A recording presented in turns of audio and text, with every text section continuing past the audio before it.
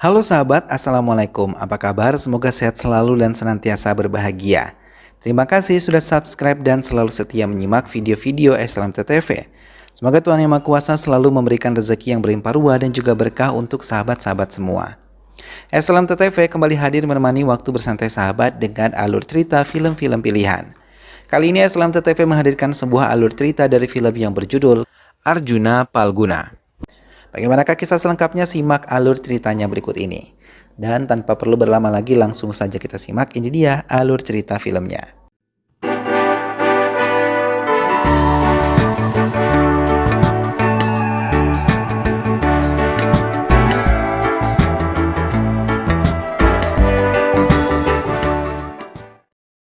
Di sebuah desa kecil, di sebelah timur Godavari, terdapat 5 sekawan yang bernama Arjun, Rambabu, Tadodu, Oscar, dan Sravani. Mereka selalu bersama sejak mereka masih di bangku sekolah dasar. Rumah mereka yang berdekatan membuat mereka cepat untuk saling membantu satu dan lainnya.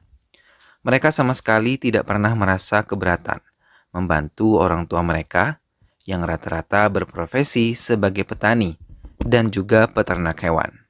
Arjun selalu menyempatkan diri membantu ayahnya memerah sapi dan menjual susu murni berkeliling desa. Namun warga desa selalu terlibat hutang dengan rentenir yang memberikan bunga dari pinjaman mereka. Bila mereka tidak mau mengembalikan pinjaman mereka, maka mereka akan kehilangan rumah dan tanah yang tidak sebanding dengan hutang-hutang mereka. Arjun dan teman-temannya yang mulai tumbuh dan melanjutkan studi mereka di universitas mulai merasakan beban yang orang tua mereka miliki.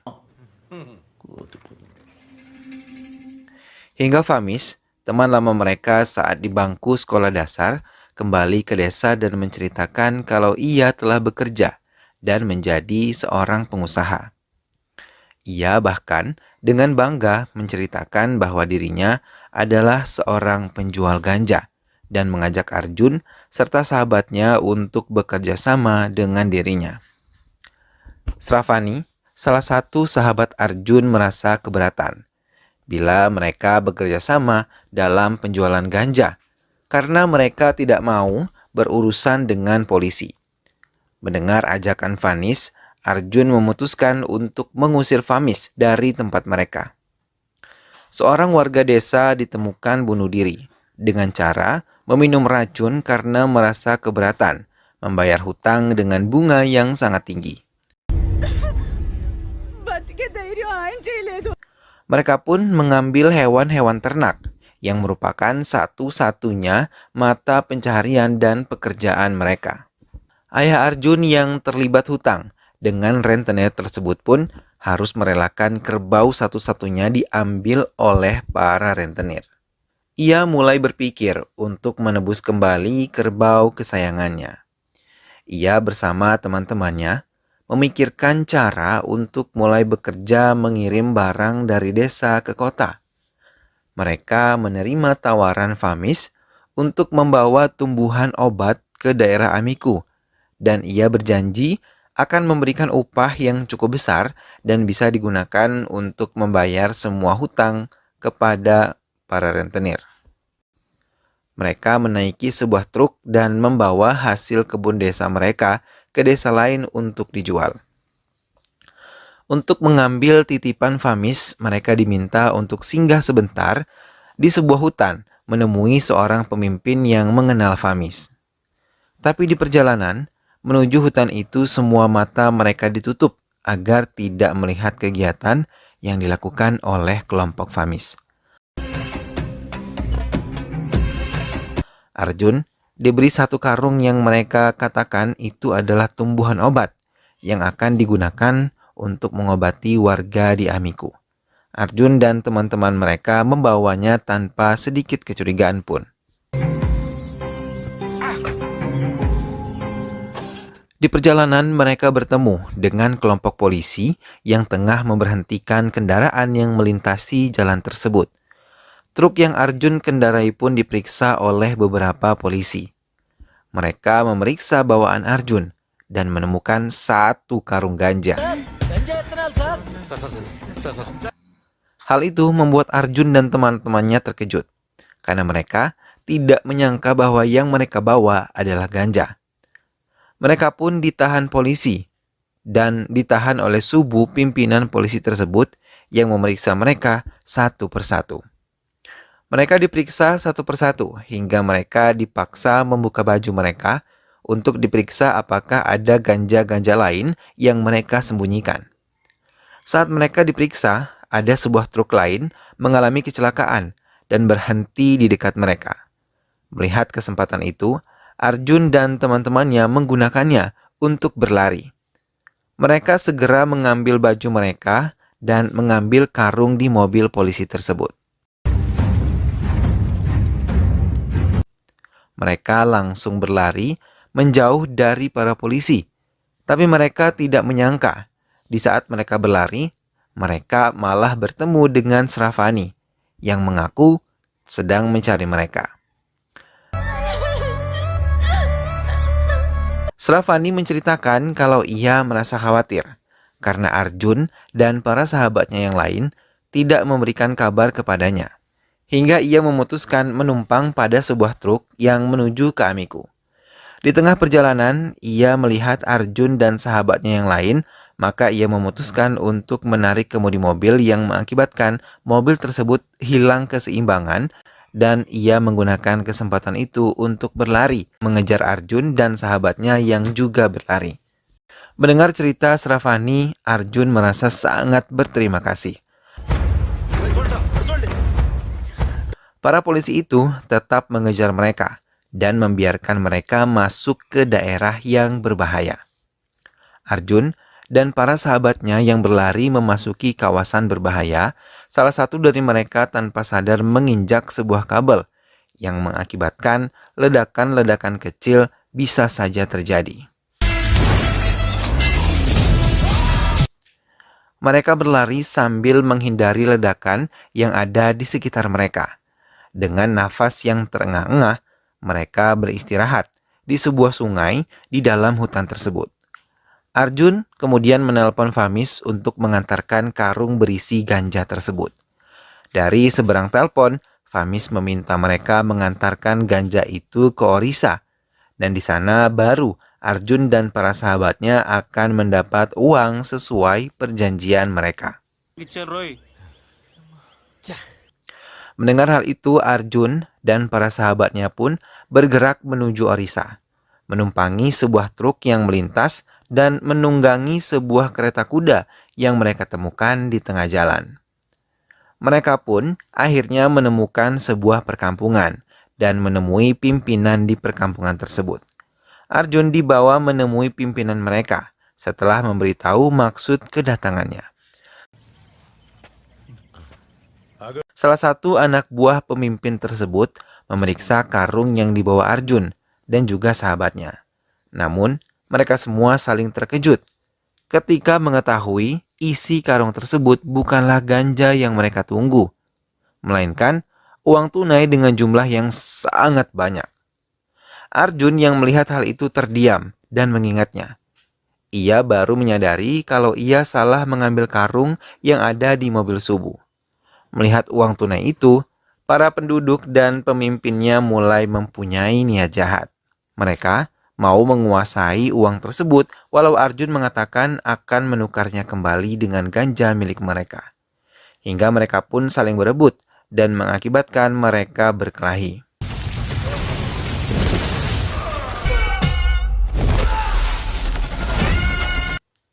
Arjun bisa merebut kembali karung berisi uang tersebut. Namun Sravani malah disandera menggunakan pisau yang telah ditodongkan di lehernya. Arjun mengambil pistol yang ia selipkan di balik bajunya. Namun karena ia tidak memiliki pengalaman menggunakan pistol tersebut, hingga Arjun bersama sahabatnya menarik pelatuk pistol tersebut dan menembak pemimpin mereka. Sravani pun langsung ditarik oleh Arjun dan mereka kembali berlari menghindari kemarahan para penduduk kampung tersebut. Arjun dan para sahabatnya kembali menggunakan kereta kuda yang tadi sempat mereka gunakan. Kelompok musuh pun masih mengejar mereka. Kelompok musuh tersebut melemparkan sebuah balok yang berhasil mengenai salah satu roda kereta Arjun, hingga Arjun dan para sahabatnya tersungkur jatuh. Arjun dan para sahabatnya yang berhasil menyelamatkan diri beristirahat terlebih dahulu di tengah perjalanan mereka. Samar-samar mereka mendengar suara kereta api. Mereka melanjutkan perjalanan mereka dengan kembali berlari mengejar kereta yang ada di depan mereka. Setelah membantu para sahabatnya menaiki gerbong kereta, Arjun kembali ke rel kereta karena mau mengambil karung berisi uang yang ia tinggalkan sebelumnya.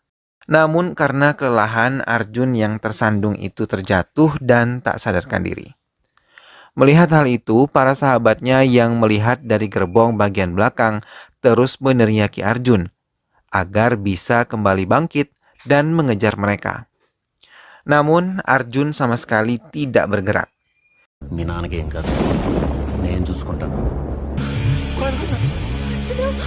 Hingga para sahabatnya mulai menangis dan memohon pertolongan pada dewa, hingga keajaiban pun terjadi. Arjun bisa kembali bangkit dan mengumpulkan sisa-sisa tenaganya untuk kembali berlari. Ia mengikatkan karung tersebut ke badannya dengan menggunakan ikat pinggang dan berlari mengejar kereta yang akan menjauh.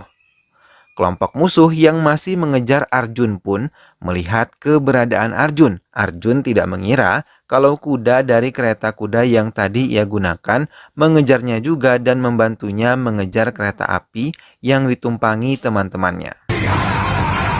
Arjun pun berhasil mengejar para sahabatnya. Sementara para musuhnya merasa sangat kesal karena gagal mendapatkan karung berisi uang dari kelompok Arjun. Mereka berjanji akan menangkap mereka di Vizag, tempat kereta itu berhenti. Subu dan kelompok polisi lainnya pun masih mencari keberadaan Arjun dan juga teman-temannya. Mereka yang juga mengetahui pergerakannya Arjun di Vizag segera memeriksa setiap hotel yang ada di dekat stasiun. Hingga Subu menemukan sebuah petunjuk saat ia memeriksa sebuah kamar hotel. Maka ia memerintahkan anak buahnya untuk memeriksa orang-orang yang keluar masuk di stasiun dan di terminal bus. Arjun dan para sahabatnya telah tiba di stasiun untuk menaiki kereta dan kembali ke desa mereka. Namun mereka melihat anak buah Subu yang tengah mencari mereka. Maka Arjun membuat rencana untuk mereka berjalan sendiri-sendiri hingga polisi tidak mencurigai pergerakan mereka. Arjun berjalan bersama Sravani, sedangkan sahabatnya yang lain berjalan masing-masing.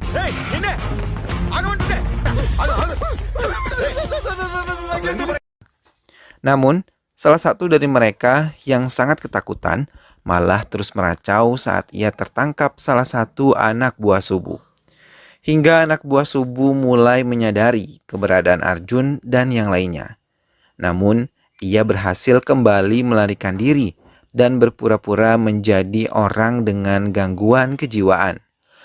Arjun dan para sahabatnya berhasil kembali ke desa mereka dengan selamat.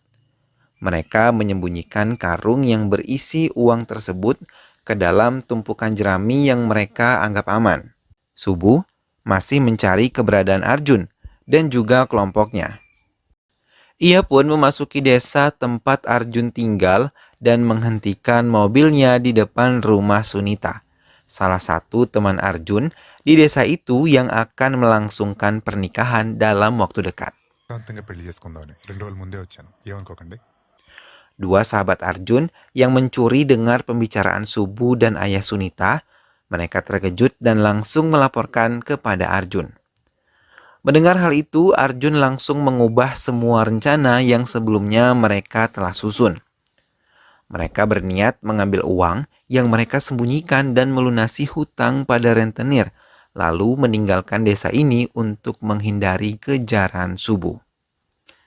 Namun, sesampainya mereka di tempat jerami, mereka sangat terkejut karena melihat tumpukan tersebut telah terbakar.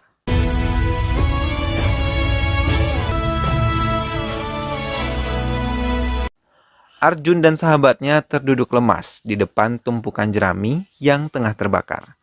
Sementara di rumah tadi, beberapa penagih hutang sudah memenuhi rumahnya dan berniat menagih uang pinjaman dari keluarga tadi. Dengan tenang, Tadi menghadapi mereka, karena ia tahu uang yang di dalam karung itu akan digunakan untuk membantunya juga. Maka ia langsung merasa lega ketika melihat Arjun dan Babu datang ke rumahnya. Namun, ia tidak mengetahui kenyataan yang menimpa Arjun dan juga Babu. Namun Arjun dengan sedih menjawab kalau uang-uang tersebut habis terbakar. Mendengar hal itu, Tadi langsung jatuh pingsan, hingga membuat Arjun dan Babu menjadi terkejut. Setelah Tadi sadar, Arjun kembali mengatakan hal yang telah menimpa diri mereka. Dengan cepat, para rentenir tersebut memaksa orang tua Tadi untuk menandatangani berkas penyerahan tanah dan bangunan milik mereka. Arjun mencoba menyemangati mereka dan menampung keluarga Tadi untuk tinggal bersama dengan dirinya. Namun, orang tua Tadi menolak pertolongan yang telah diberikan oleh Arjun dan memutuskan untuk kembali ke kampung halaman orang tua Tadi. Para sahabat Tadi mengantar kepergian Tadi dengan sedih. Mereka berjanji akan kembali bersama seperti mereka kecil dulu. Arjun dan ketiga sahabatnya mulai menyusun rencana lain dan untuk menghindari Subu, namun saat mereka tengah berunding, Sunita malah mendekat. Melihat kedatangan Sunita bersama Subu, Arjun dan kedua sahabatnya yang lain bersembunyi kecuali Sravani, yang sudah lebih dulu ditegur oleh Sunita. Dengan bangganya Sunita memperkenalkan Subu pada Sravani dan memintanya datang ke acara pernikahan mereka esok hari. Subu yang seperti pernah melihat Sravani merasa tidak asing, tapi Sravani langsung memberikan alasan yang membuat Subu menjadi terdiam. Arjun mengajak sahabatnya untuk segera meninggalkan desa dan mereka berjanji akan bertemu di stasiun kereta api. Mereka menyiapkan perlengkapan yang akan mereka bawa. Tapi Arjun meminta izin pada mereka untuk menemui kerbau kesayangannya terlebih dahulu sebelum meninggalkan desa ini. Tapi Arjun malah mencuri dengar percakapan ayahnya Sunita dengan seorang rentenir yang telah menghancurkan penduduk desa. Setelah rentenir tersebut pergi, Arjun mulai mendekati dan memeriksa lemari berkas yang dimiliki oleh ayah Sunita. Ia memeriksa semuanya yang merupakan catatan hutang para penduduk.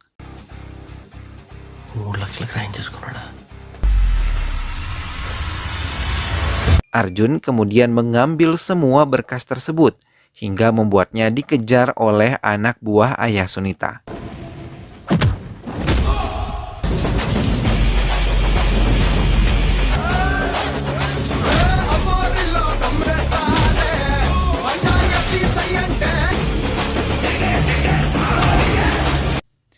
Setelah membereskan semua anak buah ayah Sunita, Arjun membakar semua berkas-berkas itu. Melihat Arjun membakar berkas-berkasnya, ayah Sunita memohon agar Arjun tidak membocorkan rahasianya kepada warga lain, kalau ia adalah otak dari pinjaman-pinjaman yang dilakukan di desa. Karena ia tidak mau nanti pernikahan Sunita dengan Subu akan gagal, karena Subu yang merupakan anggota polisi, jujur dan bertanggung jawab akan merasa malu mempunyai mertua sepertinya yang merupakan lintah darat di desanya sendiri. Ia pun bersedia memberikan semua apa yang Arjun minta, agar rahasia dirinya menjadi aman. Mendengar permohonan tersebut, Arjun hanya meminta surat tanah milik Tadi. Tapi ayah Sunita malah mengatakan ia telah memberikan surat tanah tersebut kepada Subu dan Sunita sebagai hadiah pernikahan mereka. Arjun dan ayah Sunita kembali ke rumah Sunita bersama sahabat Arjun yang lain dan mereka menunda kepergian mereka sampai urusan Arjun selesai dengan Subu. Dengan sedikit ketakutan, ketiga sahabat Arjun menemani Arjun menemui Subu. Setelah sampai di rumah Sunita, Arjun hanya ingin berbicara empat mata dengan Subu, sementara tiga sahabatnya yang lain hanya boleh menunggunya di luar. Tak berapa lama, Arjun dan Subu keluar dengan senyum di wajah keduanya dan menyerahkan sertifikat tanah serta rumah milik tadi dan mengatakan kepada ayah Sunita bahwa ia mengizinkan ayah Sunita membebaskan semua hutang warga pada para rentenir. Semua sahabat Arjun bersorak senang karena Arjun berhasil berdamai dengan Subu. Mereka pun pergi meninggalkan rumah Sunita dan berniat mengabari tadi. Di tengah perjalanan, Arjun menceritakan pada semua sahabatnya tentang apa yang telah ia alami. Ia yang diberi handphone oleh Babu adalah handphone yang berada di dalam mobil Subu yang Babu ambil. Di dalam handphone tersebut terdapat rekaman kejahatan Subu yang menjual binatang-binatang langka dan kulit hewan serta tanduk hewan langka.